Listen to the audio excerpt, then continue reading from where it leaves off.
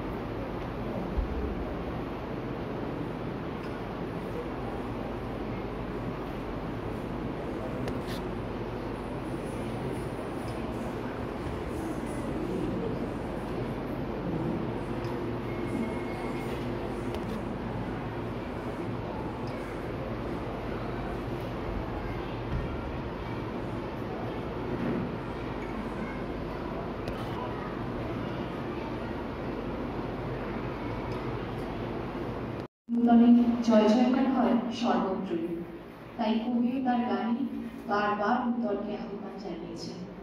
কবির গানে কবিকে শ্রদ্ধা নিবেদন করতে এখন আমি মঞ্চে ডেকে নিচ্ছি আমাদের ছাত্রছাত্রীদের। উদ্বোধনী সঙ্গীত হে নূতন একাধিক আহ্বান।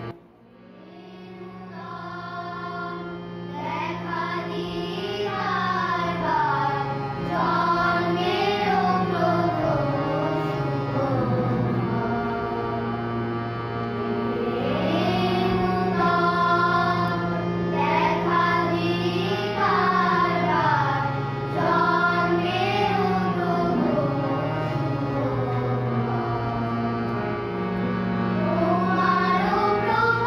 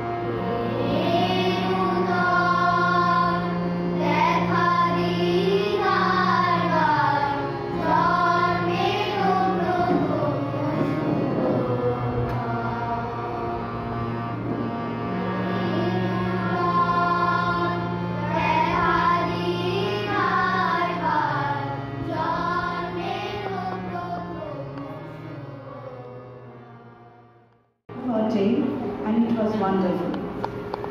Rabindranath's life and creation is limitless.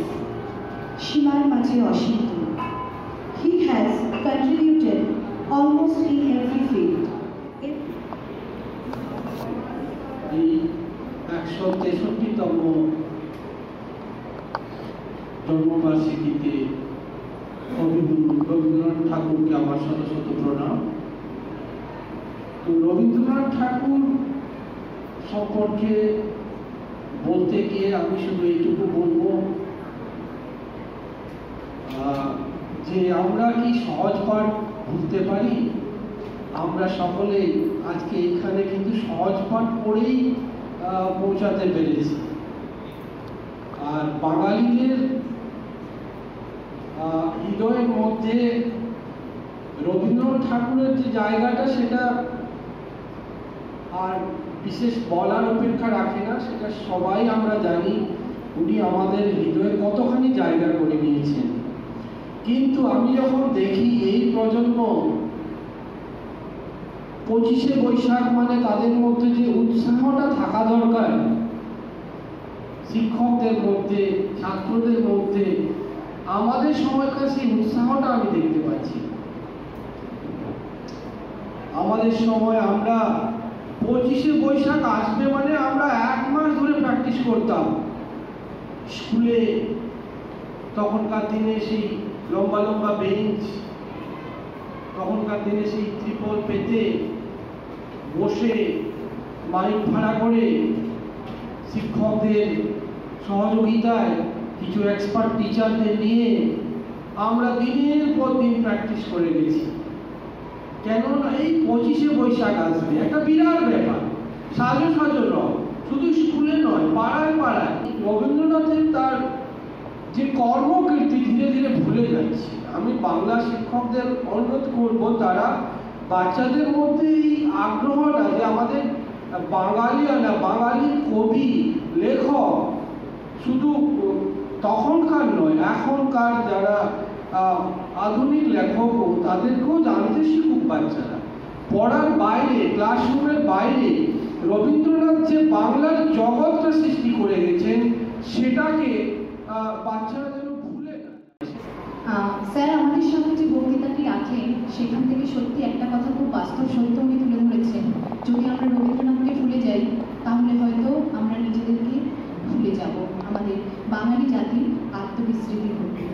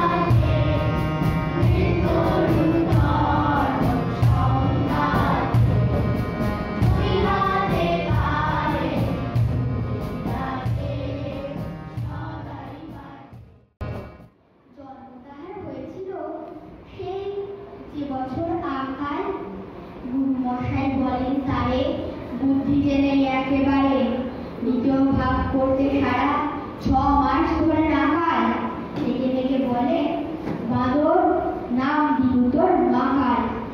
নামটা শুনে ভাবলে প্রথম বাঁকিয়ে যুগল ভুরু, তারপর সে বাড়িয়ে সে নৃত্য করলে শুরু। হঠাৎ ছেলের মাতন দেখি সবাই তারে শুধায় এ কি, সকলকে সে জানিয়ে দিল নাম দিয়েছেন গুরু। নতুন নামে উৎসাহে তার বক্ষ দুরু দুরু। কোলের ওপরে বসিয়ে দাদা বললে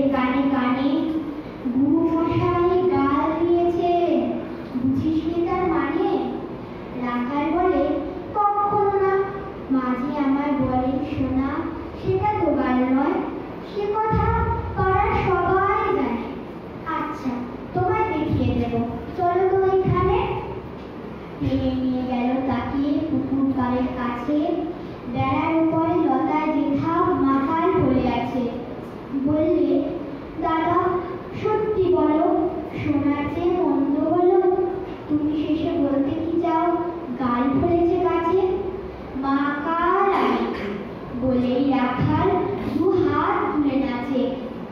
দোয়াত কলম নিয়ে ছোটে, খেলতে নাই যায়, লেখাপড়ার মন দেখে মা অবাক হয়ে যায়। খাবার বেলায় অবশেষে দেখে ছেলের কাণ্ড এসে, মেঝের পরে ঝুঁকে পড়ে খাতার পাতাটায় লাইন টেনে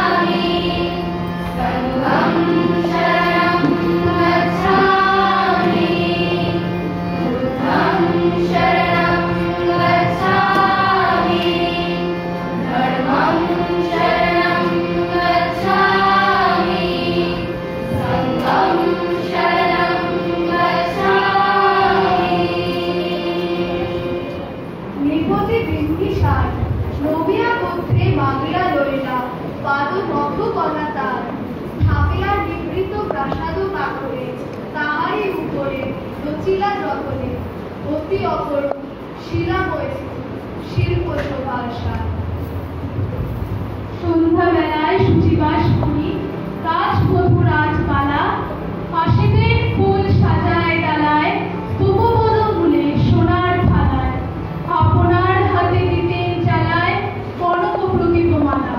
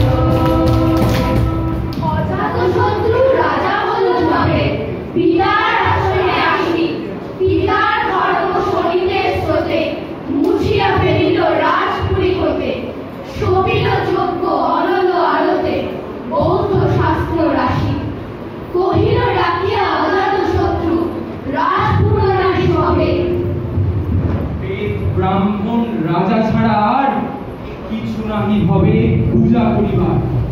এই কটি কথা যেন মনে সার দিলে বিপদ হবে।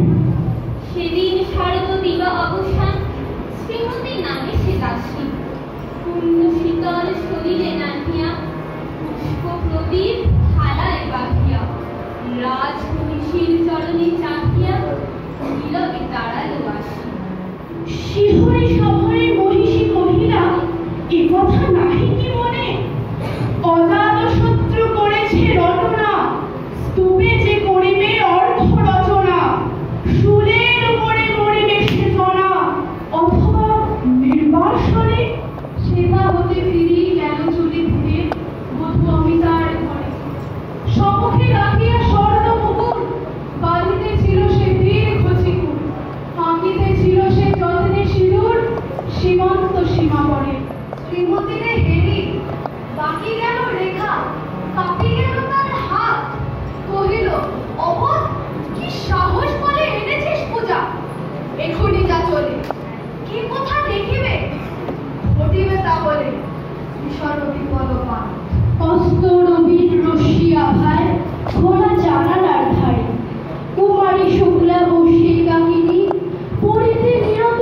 কাব্য কাহিনী চমকে উঠিল শুনে কি চাহিয়া দেখিল দ্বারে শ্রীমতীরে হেরি